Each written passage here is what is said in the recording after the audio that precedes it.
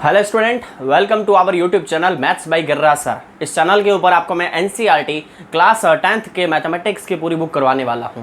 और अगर आप चाहते हो कि डेली कंटिन्यू आपको मैं एक एक चैप्टर को ब्रीफली समझाऊं और छोटी से छोटी क्लास के अंदर आपको मैं उस चैप्टर को डिटेल में समझा दूं, तो आपको बस एक ही काम करना है। रेगुलर बेसिस की क्लासेस के लिए आपको यहाँ पर हमारे चैनल को सब्सक्राइब करना है, साथ ही अपने दूसरे फ्रेंड्स के साथ में इसको शेयर करना है। तो आज के इस पहली क्लास के अंदर हम वो चैप्टर स्टार्ट करने जा रहे हैं जिसके बारे में आपको बिल्कुल भी कुछ भी नहीं पता। यानी कि 9th क्लास के अंदर ये पहले चैप्टर हुआ करता था जिसका नाम है ट्रिग्नोमेट्री, जो कि अब आपको 10th में पहली बार देखने को मिलेगा। 9th में आपके ये था नहीं। मैं ये आरबीएससी के स्टूडेंट्स के लिए भी कह रहा हूं। तो सबसे पहले इस चैप्टर को स्टार्ट करेंगे हम। नाम है इस चैप्टर का ट्रिग्नोमेट्री। नाम क्या है? ट्रिग्नोमेट्री। अब ये जो चैप्टर है ट्रिग्नोमेट्री, इसे हम हिंदी में कहते हैं त्रिकोणमिति। क्या कहते हैं बच्चों? त्रिकोणमिति। तो इसको समझना सबसे पहले जरूरी है कि ये जो नाम है, इससे हम इसके ब्रीफ कॉन्सेप्ट को कैसे समझेंगे। त्रिकोण की बात करें तो त्रिकोण होते हैं एक ट्रायंगल में। त्रिकोण यानी कि जिसके अंदर 3 एंगल हो, और 3 एंगल होते हैं एक ट्रायंगल के अंदर। तो आप कहोगे सर कोई भी ट्रायंगल ले सकते हैं क्या ट्रिग्नोमेट्री को यहाँ पर लगाने के लिए? तो ये इसका आंसर आएगा नो। क्योंकि अगर आप ट्रिग्नोमेट्री को कहीं पर यूज करना चाहते हो तो आपके पास में एक स्पेसिफाइड ट्रायंगल होना चाहिए जिसका नाम होता है राइट एंगल ट्रायंगल। अब आपके सामने मैंने ये ट्रायंगल बना दिया और मैं आपसे पूछता हूं कि क्या ये राइट एंगल ट्रायंगल है? तो आपका आंसर होगा यस, क्योंकि यहां पर आपको मैं 90 डिग्री शो करके दिखा रहा हूं। तो एक 90 डिग्री एंगल वाले ट्रायंगल को हम कहते हैं राइट एंगल ट्रायंगल। इसको हिंदी में कहते हैं समकोण त्रिभुज। तो आपके सामने मैंने ये बना दिया, यहां पर ए बी सी, इसके 2-3 शीर्ष, इसको इंग्लिश में कहते हैं कोऑर्डिनेट्स। यानी कि आप ऐसे कह सकते हो कि ये इसके वर्टेक्स है ए बी और सी। अब आपको यहां पर सबसे पहले ध्यान रखना है कि 90 डिग्री वाले ट्रायंगल के अंदर ही त्रिकोणमिति लगती है।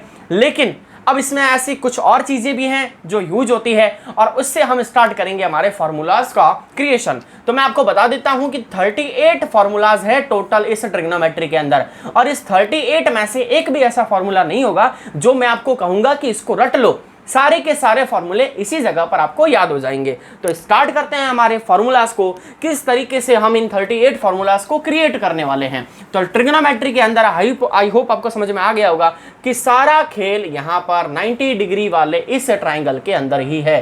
ये 90 डिग्री का ट्रायंगल ही आपको यहाँ पर सारे फॉर्मूलाज देने जा रहा है, ए बी और सी, यहाँ पर 90 डिग्री। अब सबसे पहले आपको एक और चीज ध्यान रखनी है, यहां ये 90 डिग्री का एंगल जरूर है, बट यहां पर मैं एक और एंगल बना रहा हूं, ये।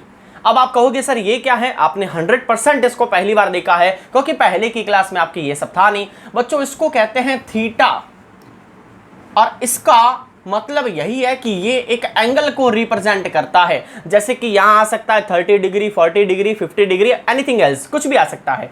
तो यहां पर थीटा आ गया, यहां पर 90 डिग्री आ गया। अब आपको पहचानना है कुछ चीजों को। अब वो चीजें क्या है? देखो, इसको हम कहेंगे पी, पी यानी कि परपेंडिकुलर, हिंदी में इसको कहते हैं लंब। ओके, इसको कहेंगे बी, बी फॉर बेस, और हिंदी में हम इसको कहेंगे आधार। क्या कहेंगे? आधार। इसको कहेंगे एच, एच फॉर हाइपोटेनियस, और हिंदी में इसको कहेंगे कर्ण। अब आप कहोगे सर हम इसको कैसे पहचानेंगे कि परपेंडिकुलर इधर ही आएगा, हाइपोटेनियस इधर ही आएगा और बेस इधर ही आएगा? इसको पहचानने के लिए कुछ बेसिक रूल आपको मैं यहाँ पर 3 पॉइंट के साथ में बता रहा हूं, तो इसको जरूर नोट कर लेना। सबसे पहला वाला पॉइंट, थीटा जो होगा, आपने माना थीटा किसको है? बी को माना है। तो थीटा जहां पर भी होगा उसके ठीक सामने हमेशा होगा परपेंडिकुलर यानी कि लंब। ओके, और दूसरा point 90 degree, 90 degree plus theta, यानी कि जहां पर 90 डिग्री, जहां पर थीटा, ये दोनों साथ में होंगे उसको हम कहेंगे बेस यानी कि आधार। तो ये दोनों जहां पर होंगे उसे हम कहेंगे बेस यानी कि आधार। और तीसरा पॉइंट आता है हाइपोटेनियस कर्ण का। देखो, हाइपोटेनियस हमेशा बड़े एंगल के सामने होती है, और एक ट्रायंगल में 90 डिग्री सबसे बड़ा एंगल हो सकता है। तो 90 डिग्री के ठीक सामने होगा हाइपोटेनियस यानी कि कर्ण। तो इन 3 पॉइंट को सबसे पहले नोट कर लो, क्योंकि ये ज्यादा इंपॉर्टेंट है बाकी चीजों से। क्योंकि अगर आपको कर्ण, हाइपोटेनियस, लंब, परपेंडिकुलर और बेस आधार को पहचानना भी नहीं आएगा तो आप आगे वाले फॉर्मूलाज को नहीं सीख पाओगे। तो आई होप आपको ये इतना समझ में आ गया होगा। अब इसके आगे बढ़ते हैं हम फॉर्मूलाज की तरफ। तो आई होप आपको लंब, कर्ण और आधार समझ में आ गया होगा। तो इससे रिलेटेड फॉर्मूला कैसे बनता है वो देखिए। तो यहाँ पर फॉर्मूला, जो पहला फॉर्मूला बनकर आता है उसको हम नाम देते हैं पाइथागोरस प्रमेय, यानी कि पाइथागोरस थ्योरम। अब आप इसको फॉर्मूला ही समझो। सबसे पहली पाइथागोरस थ्योरम कौन सी है? क्या सारी के सारी पाइथागोरस थ्योरम होती है जो मैं यहाँ बताने वाला हूँ, या कोई एक होती है? उसका भी आंसर आपको मिल जाएगा। तो आपको ध्यान रखना है, सबसे पहले इस आसान से फॉर्मूले को, पाइथागोरस थ्योरम का फॉर्मूला होता है h² = p² + b²। Got it? ये हो गया पहला पाइथागोरस थ्योरम फॉर्मूला, प्रमेय। ओके, अब इसी से दूसरी और इसी से तीसरी भी निकल कर आ जाएगी। तो आप टेंशन मत लो, हिंदी में भी बता दूंगा। देखो, मैंने यहां से h का फॉर्मूला निकाल लिया। अब with the help of this formula we can find the formula of p, यानी कि परपेंडिकुलर का फॉर्मूला भी यहां से निकाल सकते हैं। वो कैसे निकलेगा? देखो, यहां से ये निकालना है ना, तो ये प्लस का इधर आके माइनस का हो जाएगा, देन h² - b²। तो आपके पास में दो फॉर्मूलाज आ गए एक की हेल्प से। और उसके बाद में अगर मुझे बेस का फॉर्मूला निकालना हो तो ऐसे ही करेंगे, h² - p²।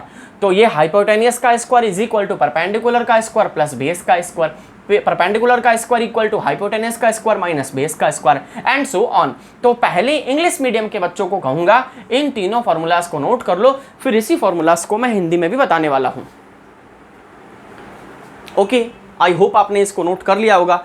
अब आगे बढ़ते हैं हिंदी मीडियम के बच्चों के लिए कि ये फॉर्मूला कैसे रहने वाला है। ध्यान देना, मैंने बोला था 38 फॉर्मूलाज करवाने वाला हूं, उसमें से ये 3 हो रहे हैं। तो इसमें पहला हिंदी मीडियम के लिए लिखेंगे कर्ण का स्क्वायर बराबर लंब का स्क्वायर प्लस आधार का स्क्वायर। इसी तरीके से अगर मुझे लंब का स्क्वायर निकालना पड़ेगा तो मैं निकालूंगा कर्ण का स्क्वायर माइनस आधार का स्क्वायर, और इसी तरीके से अगर मुझे आधार का स्क्वायर निकालना पड़ेगा तो मैं निकालूंगा कर्ण का स्क्वायर माइनस लंब का स्क्वायर। तो आप देख पा रहे हो, केवल मात्र इसको याद करना है, ये दोनों अपने आप ही निकल के आ जाएंगे। बस आपको यहाँ पर जो चीज़ निकालनी है उसको रखना है और जो नहीं निकालना है उसको ट्रांसफर कर देना है। तो ये प्लस का बेस है, प्लस का आधार है, इधर आके माइनस का हो जाएगा, एंड सो ऑन फॉर आधार के लिए हम लंब को भेज देंगे जो कि माइनस का हो जाएगा। तो बच्चों, हमने अभी तक कितने फॉर्मूलाज कर लिए हैं? 3 फॉर्मूलाज कर लिए हैं। जल्दी से इसको भी नोट कर लो ताकि आगे मैं ट्रिग्नोमेट्रिक रेशियोज भी आपको करवा दूँ। पहली क्लास है, छोटी वीडियो रहेगी, इसको आपको डिटेल में समझ में सारी चीज़ें आ जाएगी। दूसरी क्लास को थोड़ा लेंदी रखेंगे। अगर आपके मुझे रिस्पांस अच्छा लगा कि हाँ बहुत सारे बच्चे आ रहे हैं क्लास के अंदर और उनको समझ में आ रहा है, कमेंट बॉक्स में ज़रूर बता देना अगर आपको समझ में आ रहा हो तो।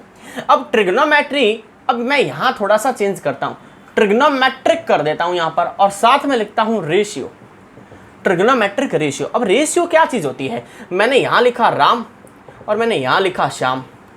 मैं कहता हूं कि राम के पास में जितने रुपए हैं उसके डबल श्याम के पास में हैं, तो 1:2, ठीक है, 1:2 रेशियो का फॉर्मूला बन रहा है, एक मेथड बन रहा है यहाँ पर, राम और श्याम के बीच में संबंध बन रहा है। तो रेशियो जो होता है एक रिलेशन को हमें प्रदर्शित करके देता है। रिलेशन यानी रेशियो का मतलब रिलेशन, राम और श्याम के बीच में रिलेशन है। अब मैं अगर ये रिलेशन हटा दूं और मैं पूछूं राम और श्याम के बीच में आप क्या रिलेशन बना सकते हो, तो आप मैथमेटिकल यहाँ पर कुछ भी नहीं कह सकते, बट मैंने कह दिया कि जितने रुपए राम के पास में है उसके डबल श्याम के पास में है। तो आपने क्या किया, 2 क्वांटिटीज के बीच में एक रिलेशन बना दिया।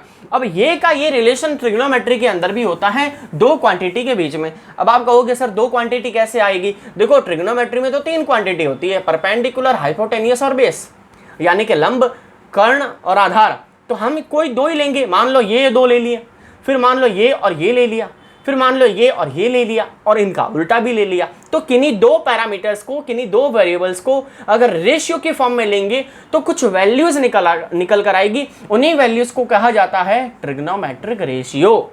अब ये ट्रिग्नोमेट्रिक रेशियो कितने प्रकार के होते हैं उनको समझ लीजिए। ये ट्रिग्नोमेट्रिक रेशियो होते हैं 6 प्रकार के, जिसमें आता है, सबसे पहले मैं यहाँ इस जगह से लिखना शुरू कर देता हूँ। सबसे पहले आता है साइन थीटा। सबसे पहले क्या आएगा? Sine theta. उसके बाद में आएगा कॉस थीटा, उसके बाद में आएगा टेन थीटा, उसके बाद में आएगा कॉट थीटा, उसके बाद में आएगा सेक थीटा, और उसके बाद में आएगा कॉसेक थीटा। तो आई होप आपको यहाँ तक क्लियर हो गया होगा। कॉसेक थीटा थोड़ा कट हो रहा होगा, मैं इसको थोड़ा ऊपर लिख देता हूँ, कॉसेक थीटा, COSEC, ठीक है। तो आपको यहाँ पर दिखाई दे रहा होगा। ओके, अब साइन, कॉस, टैन, कॉट, सेक, कोसेक, अगर आपको इसी फॉर्मेशन में याद हो गए होंगे तो आप फायदे में हो, वरना इनको याद करना जरूरी है। अब इसका फॉर्मूला कैसे निकाला जाता है, उस फॉर्मूले के ऊपर आते हैं। मैंने आपको अभी तक कितने फॉर्मूले करवा दिए बच्चों? 3 करवा दिए। अब ये हो जाएंगे कितने? 6, क्योंकि 6 फॉर्मूलाज यहाँ से निकलेंगे। तो 3 और 6 आज की क्लास के अंदर मैं आपको कितने फार्मूलाज करवा दूंगा? 9 फार्मूलाज करवा दूंगा। अब यहाँ पर मैं कुछ फार्मूलाज पहले इंग्लिश मीडियम के बच्चों के लिए लिख देता हूँ। साइन थीटा का फॉर्मूला होता है P/H, कॉस थीटा का फॉर्मूला होता है B/H, टैन थीटा का फॉर्मूला होता है P/B, कॉट का फॉर्मूला होता है B/P, सेक का फॉर्मूला होता है H/B और कोसेक का फॉर्मूला होता है H/P। अब आप कहोगे सर ये इतना डिफ़िकल्ट फार्मूलाज, इतने कन्फ्यूजन क्रिएट करने वाले फार्मूलाज को हम कैसे याद करेंगे? देखो, आपको घबराने की ज़रूरत नहीं है। अब आपको करना क्या है, मैं यहाँ आपको एक ट्रिक सिखाने वाला हूँ। अगर आपने इस ट्रिक को समझ लिया तो आप फार्मूलाज को भी समझ लोगे। वो ट्रिक क्या है देखिए, एक बार मैं स्क्रीन देख लेता हूँ, सारी चीज़ें आपको क्लियर हो रही है। ओके, अब देखो, सबसे पहले ट्रिक को समझने के लिए अब कुछ वैल्यूज़ और आप कुछ लाइंस आपको याद रखनी पड़ेगी। वो लाइंस में एक एक लाइन बोल रहा हूँ, आपको उसी वे में इसको याद रखना है। पेड़ बोला, देखो P फॉर पेड़ है और B फॉर बोला है। तो पेड़ बोला पपीते से बैंगन हुआ हरा। आपको दिखाई दे रहा है तो कमेंट बॉक्स में बता दो, हाँ सर दिखाई दे रहा है। ओके, तो पेड़ बोला पपीते से बैंगन हुआ हरा। पेड़ बोला पपीते से बैंगन हुआ हरा। पेड़ बोला पपीते से बैंगन हुआ हरा। हरा हुआ बैंगन पेड़ बोला पपीते से। हरा हुआ बैंगन पेड़ बोला पपीते से। I repeat this formula, this trick. पेड़ बोला पपीते से बैंगन हुआ हरा। हरा हुआ बैंगन पेड़ बोला पपीते से। अब देखो, ये फर्स्ट नंबर है, ये सेकंड नंबर है, ये थर्ड नंबर है, ये फोर्थ नंबर है, ये 5 नंबर है, ये 6 नंबर है। चलो एक बार चेक करते हैं। क्या मैंने फर्स्ट नंबर पर साइन थीटा P/H लिखा है, यहाँ पर भी P/H, यानी कि साइन थीटा का फॉर्मूला कैसे आएगा आपको समझ में आ गया होगा। सेकंड नंबर पर कॉस थीटा है B/H, ये भी आ गया। थर्ड नंबर पर है टेन थीटा P/B, ये रहा P/B आ गया। फोर्थ नंबर है B/P, ये भी आ गया। 5 नंबर पर है सेक थीटा H/B, ये भी आ गया। और लास्ट में 6 नंबर पर है H/P, ये भी आ गया। अब आप कहोगे सर इंग्लिश मीडियम में तो समझ में आ गया, हिंदी वाले कहेंगे सर हमें भी समझा दो। तो हिंदी वालों के लिए इसी फॉर्मूलाज को दोबारा से लिखने जा रहा हूँ। एक बार इंग्लिश वाले बच्चे इसका स्क्रीनशॉट ले लो, क्योंकि अब इसको मुझे मिटाना पड़ेगा हिंदी वाले बच्चों के लिए।